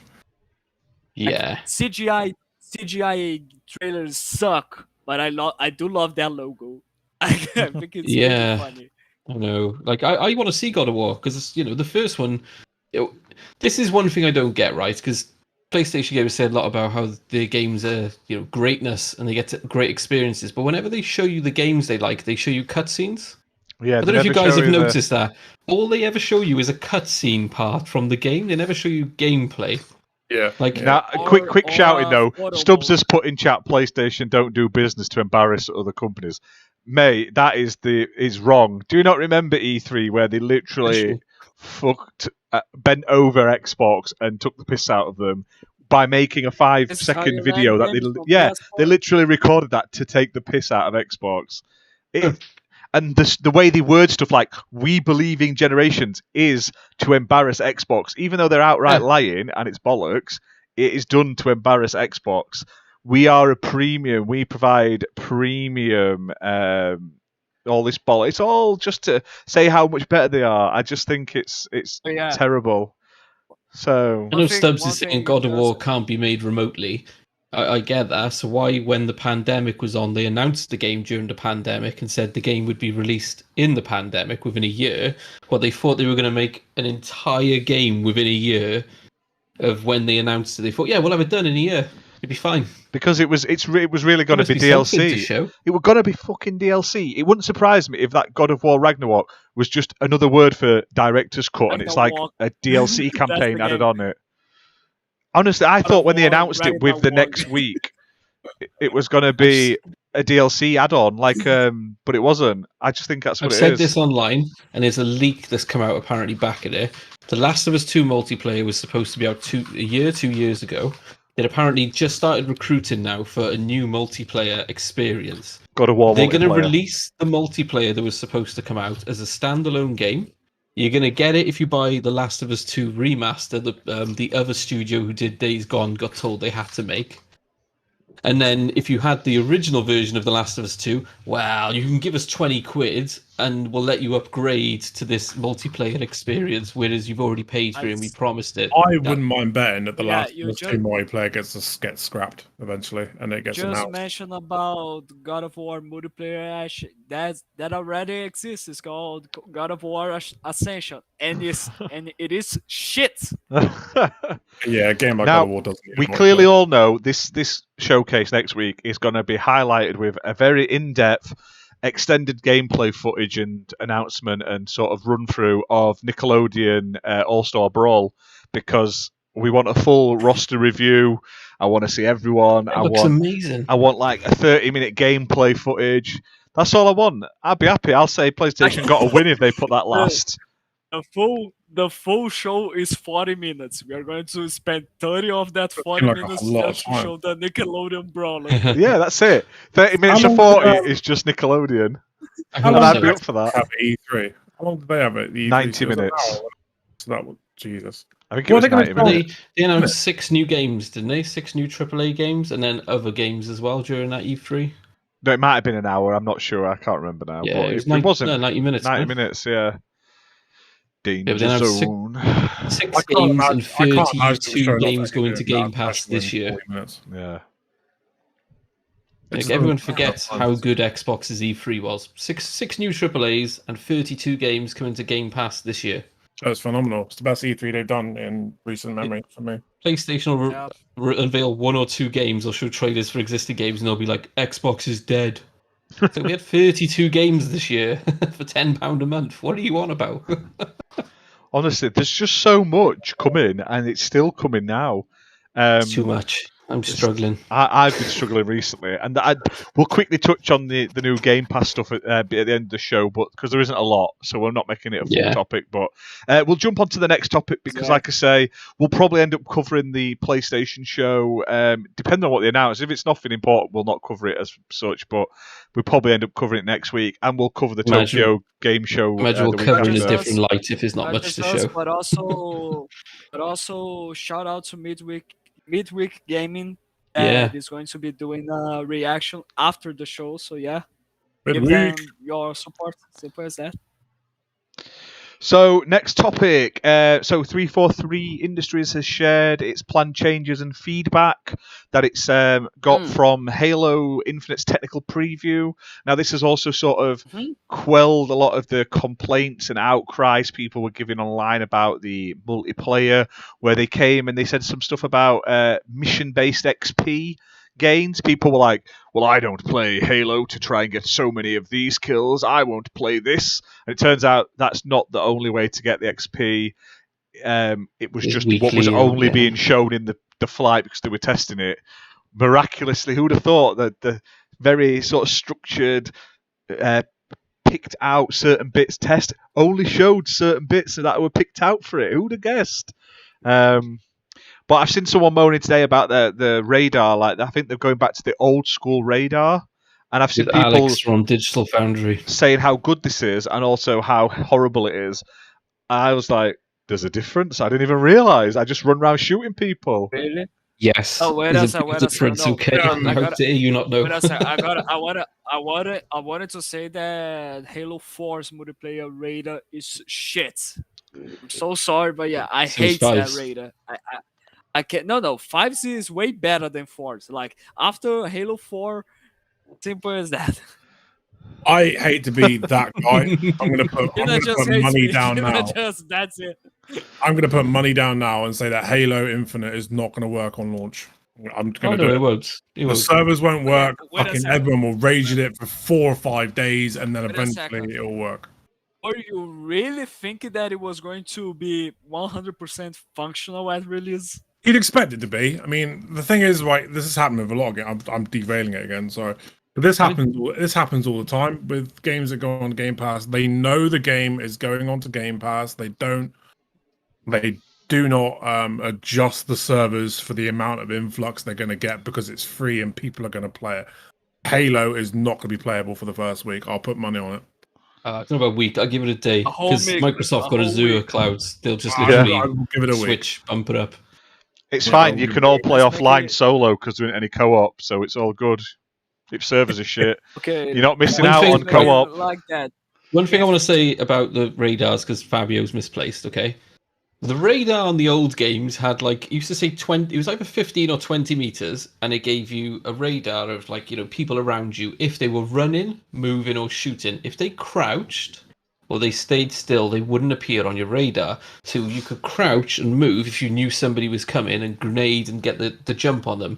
Or if somebody was chasing you, you'd run around the corner and crouch, and then you'd hit them because you disappeared from the radar. And, it'd be great. The later Halo 4 was literally you're on the radar. That's it. And then Halo 5, they brought in the radius, so you only knew someone was next to you when you physically bumped into them. That's how shit that radar was. No, We- you didn't understand what I meant. I meant that Halo 5's radar is better than Halo 4's, but don't yeah. make me say that it is Halo 5's radar is better than the old Halo games. So I'm not saying that. I'm just saying that it is better than Halo 4's. Simple as that. So the Halo Infinite radar they trialed was you would only show up on radar if you shot or sprinted. So people were going round the corner and there was people there, not crouched, not trying to be sneaky, just playing the game. Like you'd only show up if you were sneaking or sprinting. So they've said, well, actually, yeah, you've got a point. So this Alex Battaglia, who I normally like, Digital Foundry, great guy, he was saying it ruins the stealth element because you're always on the radar now. And then somebody pointed out to him, no, if you want to do stealth now, you have to crouch and move slowly. There's a risk-reward thing. If you don't want to be on the radar, you make yourself less mobile. That's how Halo used to be. And his argument was, well, no, the stealth is the fact that you're not fighting anyone. That makes you stealth on the radar. What? And it's like, no, you're not getting it, mate. It's like, they've made it the best version they can. They've took it back to old school where Beg your you pardon? have to physically slow down and crouch and be vulnerable to hide off radar. Exactly. But, I'm a No massive one's gonna Halo crouch. fanboy, as Stubbs knows. In the No comments, one- he's gears. He'll tell no you about one's how gonna- radars are shit. No one's going to crouch anymore in Halo Infinite. That's it. Oh, they will now. It's going to be the crouching corner campers again. Then I'm going to be proven wrong and have to eat crow. Hopefully. Let's see how it goes. Oh. What else? What else that 343 just shared on this update? Like there was a lot of stuff. The right? icons. The icons are bigger. Just the icons. Really? XP as Like, well. So Were people people not were people not able to see the icons before? no. Really? You know where your reticle was in the middle of the screen? It was a tiny icon that would pop up next to it instead of it being in the bottom left before. It was like a big icon that used to build up on it and they'd I tally just up. remember. I remember. Jesus fucking Yeah. Christ. Okay. So they because, fixed like, that. They're there- bigger. Well done. well done. Like the most important thing is that for issues that they are able to fix before launch, they are listening to it. But for some stuff that it is impossible for some reason, it is impossible for them to release at launch. We are going to have to wait. But yeah. Big shout out to Cerebral Paul in the chat. Thanks for joining us, bud. Hope you're all right. I'm doing Paul. I love Paul. Good to see I you, give him buddy. so much shit online. He's great. I just love There's a saying lot how of he's everywhere. I love him, and he should be everywhere because he's such a nice guy. Like, you know. Oh, always He's a great. god. Who plays that? He's on Yeah. Good Morning Xbox normally on a Sunday. If you're not on tomorrow's Cerebral, I'm sorry that I've shouted out a podcast you're not on, but he's normally on there and has a fantastic show on a Sunday. He's just been made an official member of the Retro Renegades, isn't he? So congratulations on that, Paul. He's amazing. I'm a big fan. Hmm. Have you? I don't know about you guys. If you've seen Good Morning Xbox by Newf Newcomb, Yeah. perfect time for us in the UK. It's like I a Sunday wasn't- afternoon just after you're roasting a chill, put a podcast on. It's brilliant. Yeah, it's really good. Nice. I really want this wrestling game. Yeah, I know. It's right. It looks it's awful, but it's amazingly awful. It's fun to play. Yeah. It's just It it's looks rough. absolutely shit, but it looks really fun. Yeah, The guy got the there's Legion weapon- of Doom shoulder pads on. Yeah, basically, yeah. There's a few people that are very sort of themed around other people. But my main complaint with it is the character creator at the moment you have to download on Steam to then create a character to then upload it to download it on the Xbox. It's a bit, but like I say, it's a fun little much is game. Less than a tenner. It's not expensive. Big, isn't it? This is because it's a battle royale. There's a different there's a different arena for battle royales. A normal match, the smaller, and there's weapon matches. Although it's a bit glitchy. Like I picked up a table and the table was like around my body, but I had a good laugh with it. Which one are you in this video? The Uh, guy in the red leotard just that's walking Dan- around hitting stuff. yeah, Dan, the one on the left now. Oh, That's yeah. picking that guy up, the Legion of Doom knockoff off. Yeah, you were trying to pick up a power up a minute I ago have and just no doing idea. this. Yeah, I have no idea what I was doing, to be fair. It was like my second match, but it's really fun. If anyone's listening to the podcast, I think this is all action wrestling. I am going to be doing a full review of it, but I'm waiting till I've got a few higher levels in it. I'm only about level 10, and I think it goes up to like level 100. So, but I'm trying all the game modes. But it's quite fun. Like I say, it reminds me of like the old school sort of N64, PlayStation era sort of fighters where there isn't a lot to it. But it could have it's just missing like the different types of matches. So there's no like cage matches and stuff like that. There's no table matches. There's just sort of generic matches. There's weapons, but they're just generic. You get lightsabers though. There's a lightsaber in it, which is amazing. It needs better customization, like creation, and it could do with like backstage areas because they were the best wrestling games where you would walk around backstage and then you'd run someone over with a forklift and stuff. Wrestling games are always best for me when they were really over the top. As soon as they started turning into simulations, they went downhill. Now, I actually quite enjoyed that new WWE one. It just was better. It was rubbish on your own. It's a fun co-op sort of. Yeah, it's limited, but it wasn't fun solo after a while. It was very samey, but there were so many characters and stuff. You guys noticed how angry Fabio looks that we've gone off topic? No one else can see that because obviously there's. Oh no! Here's the thing. The eyebrow raise, isn't it? Because here's the thing. It's because it doesn't matter. Confused.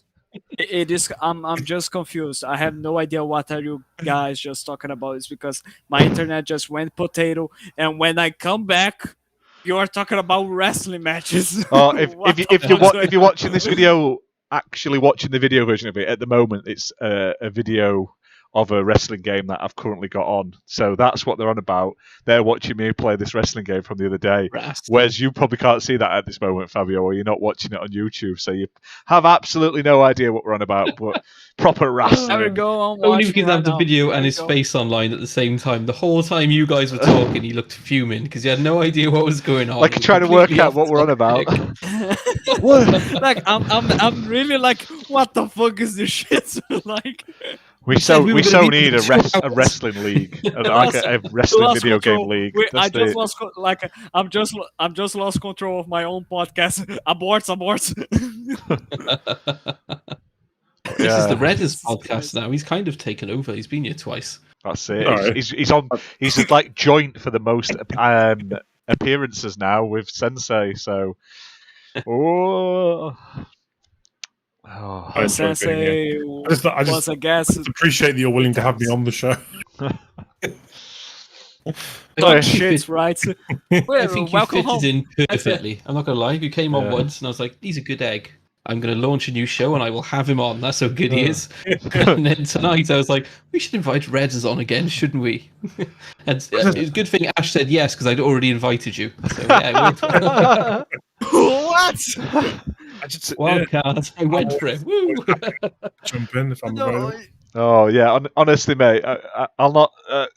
Everyone like message saying like Slayer was like, I can't make it properly today. Obviously, Bob's off because he's at work, and then Alucard messages like, I'm too busy with family. I'm like, shit, there isn't anyone here. It's just us three. So good job. You've evened out the picture. Made the picture a rectangle. Why am I afraid that there's going to be a time where Gina just decides to invite 10 people without warning us, and then when we are about to record, that's it, pa. Here you go. This is the table bit. Look, I've set this table on fire, and I could not figure out how to throw this bugger through this table. And then it just sort of glitched out, and he was sort of floating in midair. Even guy in purple spandex. Yeah, and then I picked the table up, and the fire goes out. But then I'm like, it's inside my body. I just gave up. I just and then I just set it on fire with my dick. By the looks of that, it like flicks his dick out, and it lights it. You're slightly ahead of us, Ash. So what you're describing hasn't happened yet. Oh, right, spoilers. I can now see the table in you and the dick fire. The dude just spin around in the air magically. And then if like I've got the weapons don't fit the hands. No, it's not. It's amazing. I find it amazing how just set it on fire for a second. How we started this by talking about Halo, and now we are talking about this. Dick fires. Yeah. Game it here. This game it here. Also, I don't know if you saw Redders in the comments. Stubb said midweek gaming will be calling. It's a great show. If you get invited on now, I've been on before. Did a good laugh. We charge a finders fee 30%. Wherever I'm wanted. To be fair, I like doing podcasts. I love talking about games and stuff. So yeah, Mr. Tushy may ask for inappropriate pictures. Apparently, that is not a real part of being on the podcast. Don't fall for it like others have. Not me, obviously, but. Okay, that's an. I'll tell you what, the flame effect on this game is pretty decent. Yeah, it's my potato. That's his potato. The rest of it looks really clear, but the flame effects are great. I'm out. Well, we'll quickly jump on to what's coming soon for Game Pass, because like I say, it doesn't sort of fill a full topic. We have Craftopia coming to cloud console and PC, which looks quite interesting. Just too much. It has approached way too much of the screen. Like Jesus fucking Christ. We've got cloud console and PC release for Breath Edge. Cloud console and PC for Signs of the Sojourner or something like that. Not Sojourner, the Sojourner. Sojourner. Cloud console and PC for Surgeon Simulator 2. Soul, sir? No. Console I'm PC sure you're not for about the Ginner's rap album. That's it, yeah. For the Artful Escape. Console PC for Nuclear Throne. Console PC for Crown Trick. Console and PC for Final Fantasy 13. So they're coming soon. Some of them are already out. Some of them will be coming pretty soon. Now, there are some games leaving. I can't remember exactly. I know the Dark Crystal Age of Resistance Tactics is leaving soon. So bear in mind that this will probably get delisted not long afterwards, because the Stranger Things 3 game dropped out of Game Pass on August 31st, and then they've removed it from the store already. So, yeah, you may end up missing out on that if you do want to get it. There are a few other things leaving. There's Red Dead Online, that's leaving. A few other things. Is that racing game? I can't think of the name of it. It's on the list. Yeah, that's quite good, that. It's like Hot Shot Racing or something like that. Yeah. Yeah, if you play with mates, it's such a good laugh. It's just switch your mind off. Cops and robbers. There's one mode where you have to beat the timer, but you can drop barrels out Hot the Shot back Racing, to yeah. people. Yeah, it's fantastic. Great racing game, huh? Disgaea 4 for a PC's leaving. Company of Heroes 2 for PC's leaving. Thronebreaker: The Witcher Tales is leaving, and Forza Motorsport 7 is also leaving. Obviously, it's getting delisted on September the 15th. It's currently on sale, so if you do want to get it and never lose it forever, grab it while you can. But to be fair, you're probably able to pick up an actual physical copy for like 5p after it goes, because we're up to like Forza 1 million now. So That game was shit. Let's be One honest. cool thing with Forza 7. Are you saying that Forza 7 was shit? Really? It was shit. Yeah. Yeah, it was the worst one. They ruined it. They should never. They went They down changed the online that. classes, didn't they? So many microtransactions route, and it just fucking ruined it. About the microtransactions, that was really shit. But I do enjoy Forza 7. Sorry. They ruined the online, because it used to be you had class A, S, A, B, C, etc. Right? And that's how you did the racing. And then all of a sudden they went, oh no, it has to be a naturally aspirated two-door coupe class D. And you're like, what the fuck is this? This isn't Forza. Forza used to be, you can get a station wagon against a Mini Cooper, and if they fall within the same bracket of rating, you fucking race it against each other. It was... Yeah, it was an abomination online. Horizon Awful. is so far ahead of Motorsport now. Yes. Motorsport needs to go right back to its roots, because the last one was just fucking atrocious. More Stubbs. See you, buddy. Thanks so much for joining us. Thanks for stopping in, Stubbs. But yeah, like I say, I'm a huge Horizon fan. I don't mind Motorsport, but I haven't really enjoyed Motorsport in a few iterations, to be fair. I didn't like Horizon 4 more than I liked Horizon 3. I've got a lot of hope for Horizon 5. Yeah, I gotta be. I gotta it. be honest. Horizon 4 was really amazing. good, but Forza Horizon 3 was really amazing in my opinion, especially because of the Hot Wheels DLC. Like that DLC was just like mind blowing. I think the Horizon DLC was better on 3, but I prefer 4 over 3. I don't know why. I'm currently playing through 2 at the moment with my son. He's gone back and started playing 2 and 1 as well. It's really cool to see how that series has evolved, playing it in the opposite direction. Because I started with 3, went to 4, and then I've gone like 2, 1 back. This is going to sound fucking stupid, but I remember the first time playing Forza Horizon 3, it actually made me emotional. Like, it was just... I know that sounds really fucking weird, but like the colors and the setting, and the music, everything about it just made me feel really emotional. Forza, I didn't get that feeling with Forza. Did you cry? No, you just feel like overwhelmingly happy, like that you're there because it's so over the top. It was fantastic. You can't play Forza Horizon 4 using drugs. What about that? Imagine it'd be more grippy. Yeah. It's just like Psychonauts 2. If you play Psychonauts 2 drugs, you will die. That's a fact. Oh, could you imagine playing Forza Horizon on acid? Jesus Christ. I've got, maybe not on the podcast, but I do have a story about acid and Avatar that I'll share with you later. Did you ever use acid, Gina? No. Let's just say I know some people who went to watch Avatar in the IMAX after taking acid. Avatar the Blue People. I thought you meant Avatar the Nickelodeon program, and that confused me greatly there. Yeah, so they went to the IMAX to watch Avatar, and they'd been taking acid. And one of my mates answered his phone during the thing and was on the phone to somebody really loud, going, "Mate, I'm there." Don't buy drugs, become famous, and get them for free. Where's that? Yeah. But yeah, there's been. Did any of you play the free Fast and Furious Forza Horizon game they released? Oh yeah, I remember that. I've got it on the 360. I never got the Xbox One version, and I'm gutted. But I played on the Xbox One. I had the 360 one. It was free. It lasted like 3 hours, but for free, I can't complain. But it's not a good game. Hit pants. Yeah, it was crap. It's better than the Fast and Furious Crossroads, though. Yeah, the three British guys thought Forza Horizon 4 was the best. It's a bit weird, though.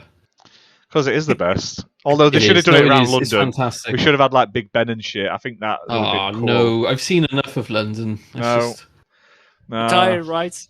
Every single day you are watching. I want to see an Assassin's Creed,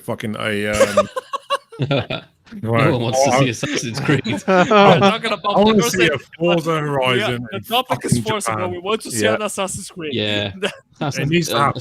You got me saying it now. Assassin's Creed Japan. I would like that, but also a Forza Horizon Japan Yeah. too. Yeah. You know what you want? You want an Assassin's Creed live service, like ongoing game.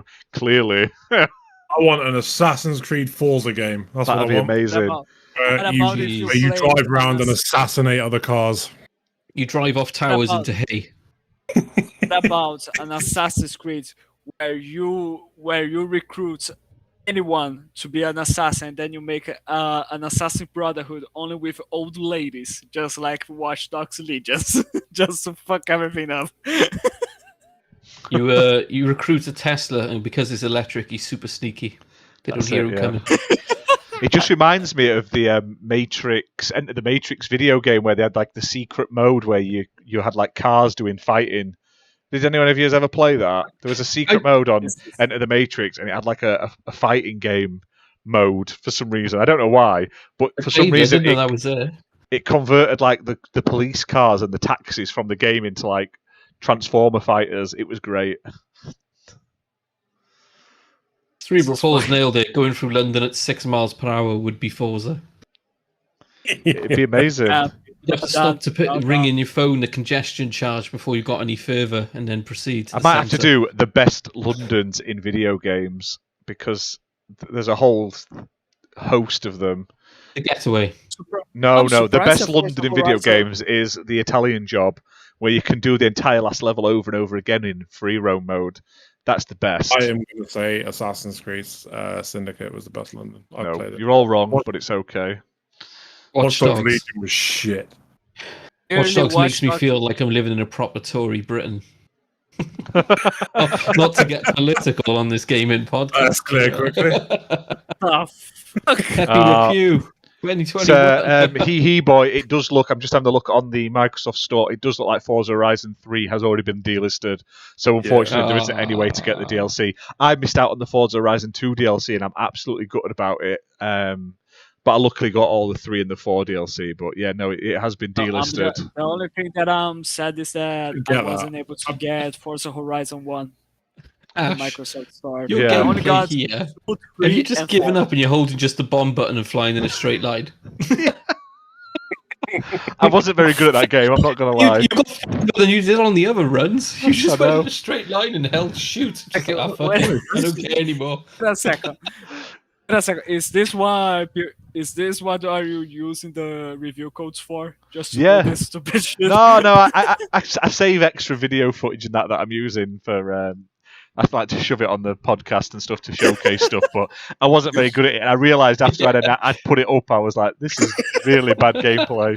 This is Ash at this point, ready? He's played it enough. He keeps down. He's just gone. Yeah, kill this fucker. I think it was like I wanted to get that one achievement This for is like when- finishing the first level to at least give up for the day. It This looks is the quite moment tough, where though, he in just fairness. gave up. It is. It's so hard. Not me being shit. My God. But This is that's great. pretty much it for all the topics we had today. We're just going to finish off quickly, just giving an update on all the sort of things we're working on, XBL Party Podcast related. So we obviously have this podcast with our sort of panelists that we have every week. We've started really increasing our output on YouTube of review videos. Pretty much every day there's at least one. And we're starting to sort of expand into not just me doing them. Fabio's done one. Gina's helped me on a Fabio. couple. We're hoping to have some more done soon. A bit more variety because obviously I can't play everything, and you guys like stuff I don't like, and vice versa. So it should give us a more wide variety on the Not channel. only that, but we are also bringing new shows created by our panel members, and one of those shows is the brand new podcast, part of the XBL Party Podcast family, Gaming Room 101, hosted by Gina, with Ash and Reddas. So with this, Bye, Reddas Fabio. Reddas is officially the new XBL Party Podcast family member. Welcome, good sir. Thanks for having me. Appreciate it. Yeah. So- So Good to be here. It means you officially- also get to turn up here whenever you want now. Hey, Yeah. And every time You you may not turn be up, we kick someone else out, though. So next week, don't when say everyone's here, that. if you turn up, Fabio goes. Whoever's so. last. my only Yeah. requirement Last, is you that don't you go. get a big light that you shine into the sky that says Redders, and then I'll Go be to the fridge. sure. You just go to the fridge, like who we can just put in his place. But yeah, that's on every fortnight on a Tuesday on the Ginners Gaming YouTube channel. I will also be setting up a playlist on our full channel with the videos linked to it. We'll go up But I'm just immediately waiting after the till show. there's a couple of extra shows to make a podcast. Exactly, like, and then on the all other of our Tuesday, it's going to be a retro podcast. We've already got an episode up, but Rainbow cards. there'll be a We new grow- one as of Tuesday. So we're slowly growing. We're also looking at doing a sort of XBL Party Podcast USA. Sort of, that's something that's in the works with more aimed at our US friends, hosted by KY Bob. KY every Bob week. if he's Exactly. interested. So we're looking into that. We're looking into loads of cool stuff. So if there's any suggestions you want to see for stuff, let us know. This we are just starting the beginning of what we want to do. That it is the XBL Party Podcast Network. We still are thinking about a proper name for it. But yeah, so we are looking for new God, I hope shows. there's not a logo.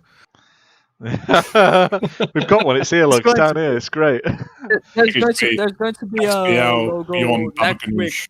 That's Got it. Yeah. confirmation that the logo is going to be ready next week on Wednesday.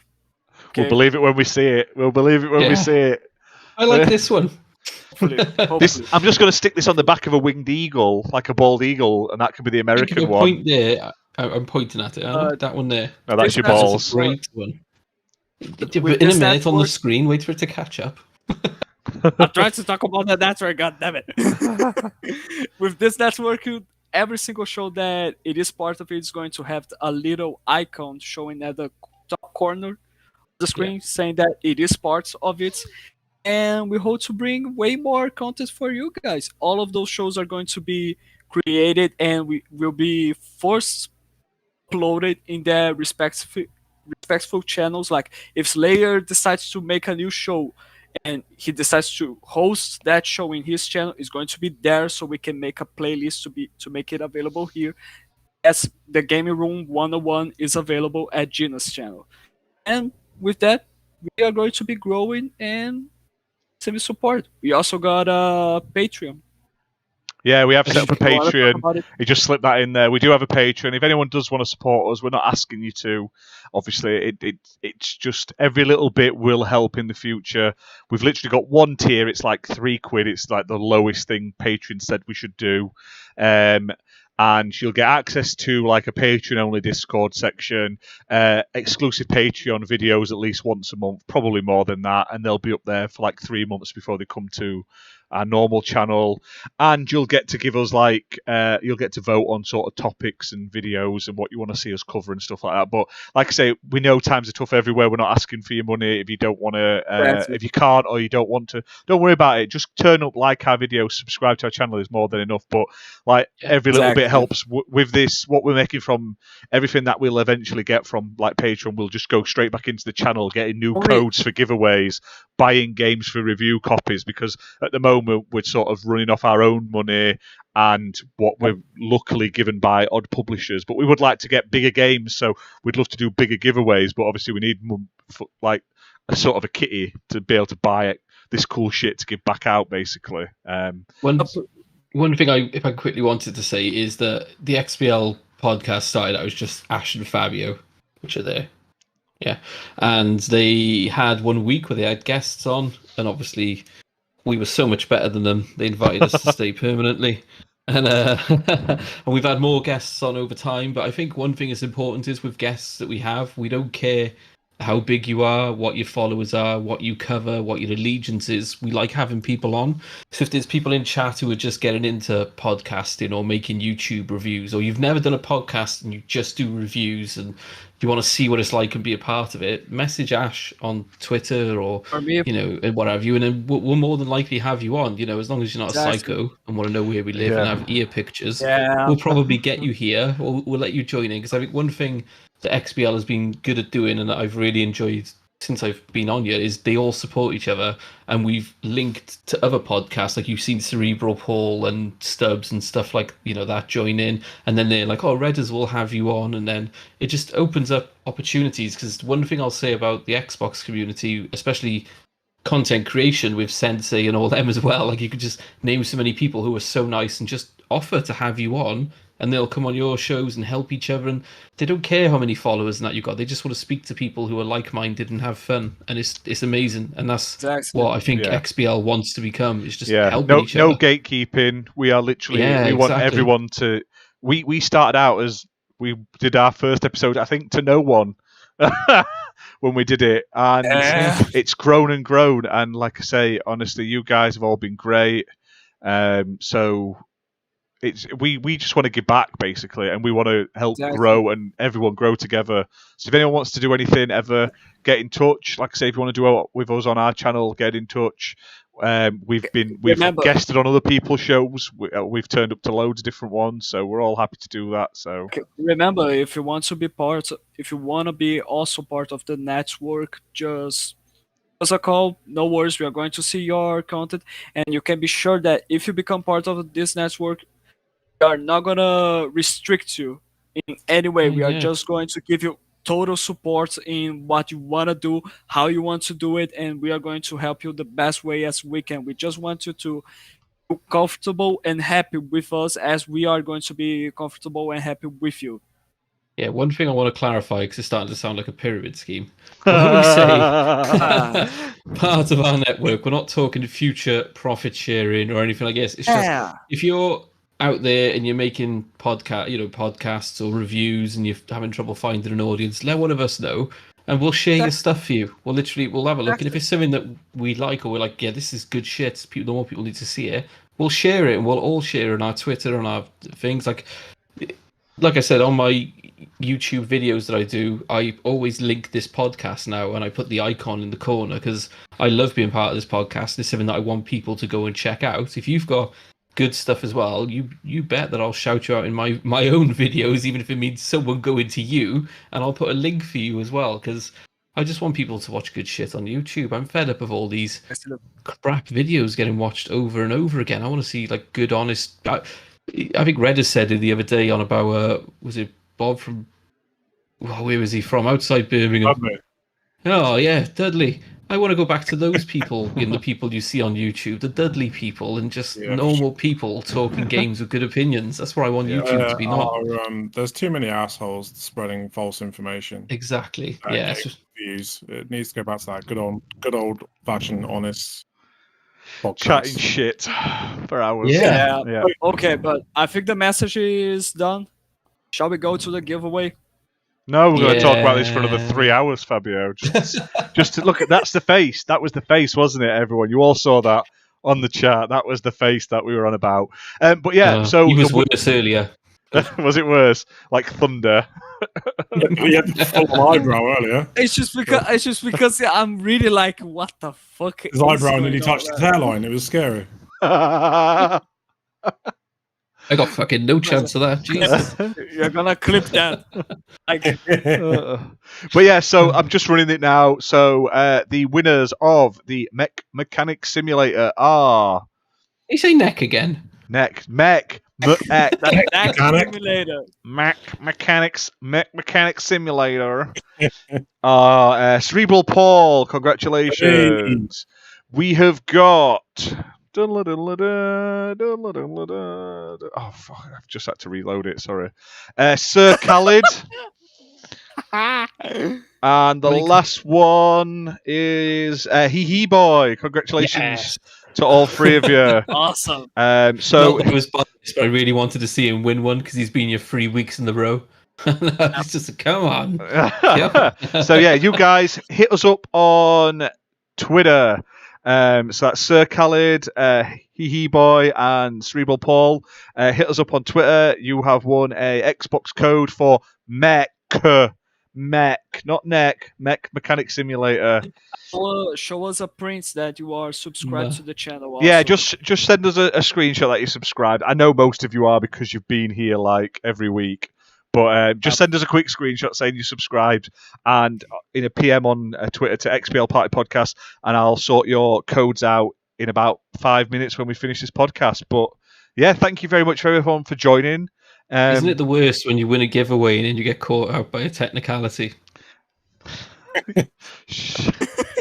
Don't. He got the game afterwards. I'll tell you what. I really do got like it, podcasts. Podcasts. Cut that. Just cut that. That makes it for me. Yeah, definitely. I don't like these podcasts. Everybody just sits there and ignores chat, and no one gets involved. Oh, honestly, we get so off topic because we chat to chat more than we chat to each other some days. So we love it when you guys chat in the comments. Keep it up. Yeah. And stop buying. Next week there'll be more of us. I think most people are here next week. I know Slayer and Bob are. I'm assuming Alucard will be. Forget Alucard, like just Slayer and Bob. That's it. No, but. I'm surprised Alucard had family. That's what shocked me when he said he couldn't make it. What, this guy? Yeah. I love Alucard. He's the best. He's just so dry. Like, he says nothing, and then he'll say something golden, and then he'll sit back. Beautiful. Like that uncle who randomly wakes up at a party, says something, and falls back asleep. That's it. Yeah. Oh yeah, like a shaman or shaman. A shaman. Actually, shitty given. But yeah, thank you for everyone for joining us. We will see you all next week, same time, 8 p.m. British summertime, 12 Pacific, 3 p.m. Eastern, 4 p.m. Brazilian, for more gaming topics. I'm not sure what they'll be yet, but we will see you then. And yeah, keep an eye out. We're going to be doing daily review videos for all sorts. Tuesday, we've got the Retro Podcast and loads of other stuff. So yeah, awesome. And thank you guys for turning up tonight as well. I'll see you all soon. Thank you so much, everybody. Bye, everyone. And Bye. well done on the winners.